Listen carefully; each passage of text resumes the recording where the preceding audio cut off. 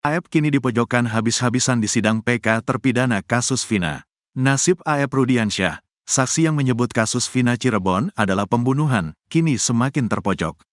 Bahkan, salah satu pengacara terpidana kasus Vina, Jutek Bongso, menyindir Aep begitu jenius.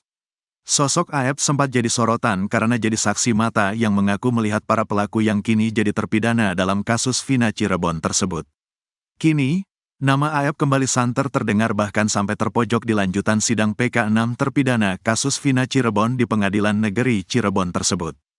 Tak lagi seperti pertama kali kemunculannya, kini Aep menjadi orang yang dianggap paling bertanggung jawab atas semua kesaksian yang diberikan. Dalam kasus Vina Cirebon, Aep mengaku melihat ada pelemparan batu dilakukan oleh 11 orang dalam jarak lebih dari 50 meter pada Sabtu malam hari di atas pukul 21 waktu Indonesia Barat pada tahun 2016 di Jalan Saladara yang gelap. Pernyataan Aep itu langsung dipatahkan pengacara 6 terpidana kasus Vina Cirebon, Jutek Bongso.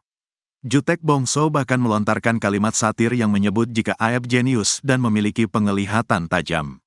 Kalau ada orang bisa melihat dalam jarak 50 meter, cahaya kurang, bisa mengenali satu persatu dan bisa merekam secara detil, termasuk orang yang sangat jenius dan hebat, tutur Jutek Bongso. Jutek Bongso menambahkan, hanya jika bukan orang jenius dan hebat, kemungkinan orang tersebut membawa teropong atau merekam dengan CCTV. Mungkin pakai teropong atau merekam dengan CCTV. Soalnya bisa tahu secara detil, wajah, jenis dan warna motor serta adegan-adegannya, bahkan sampai tahu ada yang memakai Tensoplas.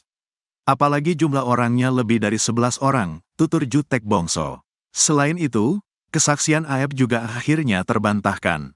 Ahli mata dari Rumah Sakit Mata Cicendo Bandung Dr. Mayasari Wahyu membeber analisisnya terkait penglihatan Aep tersebut. Sebelumnya, dalam wawancara dengan sejumlah media, Aep menyebut melihat peristiwa pelemparan dan pengejaran dalam jarak sekira 100 meter pada malam hari. Dari jarak itu, Aep juga bisa mengidentifikasi orang-orang yang terlibat dalam peristiwa itu dan kendaraan yang digunakan. Kesaksian Aep ini yang digunakan penyidik Polres Cirebon Kota untuk menjerat 8 tersangka hingga akhirnya 7 diantaranya divonis hukuman seumur hidup, dan 1 lainnya 8 tahun penjara. Dr. Mayasari Wahyu yang dihadirkan sebagai ahli di sidang peninjauan kembali, PK, terpidana kasus Vina di Pengadilan Negeri Cirebon pada Senin, tanggal 23 September tahun 2024. Memberikan analisis hal itu.